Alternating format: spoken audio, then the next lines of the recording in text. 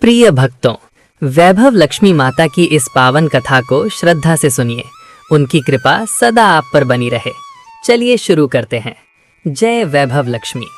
बहुत प्राचीन समय की बात है, जब भारतवर्ष में धर्म, तप और श्रद्धा से भरे नगर और ग्राम बसते थे, तब एक समृद्ध लेकिन संस्कारों से भी अधिक धन को महत्व देने वाला नगर था।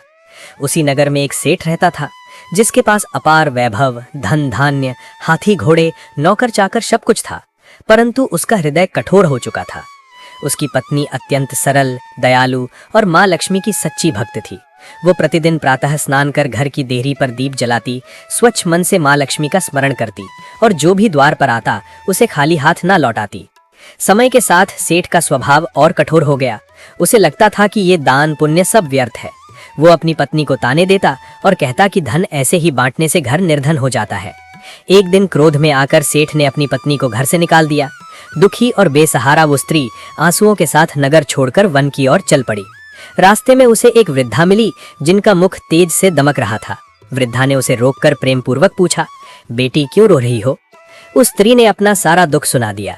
वृद्धा मंद मुस्कान के साथ बोली, बेटी, तू सच्चे हृदय से माँ लक्ष्मी की भक्त है, परंतु आजकल केवल धन की नहीं, वैभव लक्ष्मी की उपासना का समय है, जो केवल धन नहीं बल्कि मान सम्मान, सौभाग्य, शांति और स्थायी समृद्धि देती हैं। इतना कहकर वृद्धा ने उसे वैभव लक्ष्मी व्रत की विधि बताई और कहा कि शुक्रवार के दिन श्रद्धा, संयम और नियम से ये व्रत करना। इतना कहकर वृद्धा अंतर्धान हो गई। वो स्त्री समझ गई कि ये कोई साधारण वृद्धा नहीं, स्वयं माँ की कृपा थी। उसने एक छोटे से गांव में आश्रय लिया और वहीं शुक्रवार के दिन स्वच्छ होकर सच्चे मन से वैभव लक्ष्मी व्रत आरंभ किया। उसने ना तो धन की कामना की, न वैभव का अहंकार, बस माँ से इतना ही मांगा कि उसके जीवन में धर्म, सम्मान और स्थिर सुख बना रहे। माँ की कृपा अद्भुत होती है। कुछ ही समय में उस स्त्री के जीवन में परिवर्तन आने लगा। गांव के लोग उसकी सेवा भावना और पवित्रता से प्रभावित होकर उसे मान देने लगे। एक धनवान व्यापारी ने उसकी सहायता से अपना रुका हुआ व्यापार पुनः आरंभ किया और लाभ होने पर उसे सम्मान पूर्वक उपहार दिए। धीरे धीरे उसका जीवन फिर से सुखमय होने लगा। उधर नगर में सेठ का पतन आरंभ हो गया।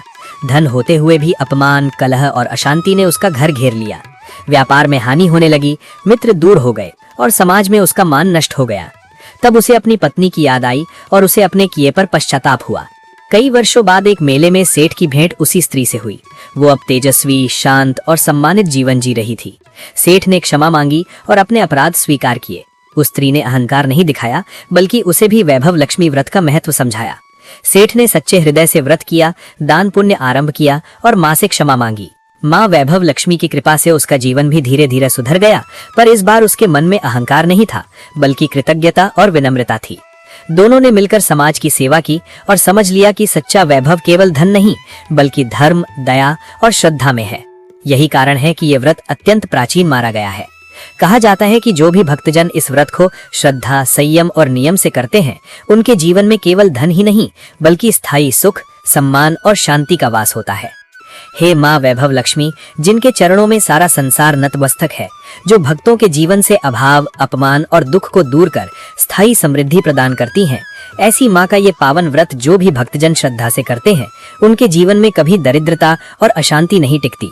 माँ की कृपा से उनका घर सदैव सुख, सौभाग्य और वैभव से भरा रहता है। जय माँ वैभव लक्ष्मी।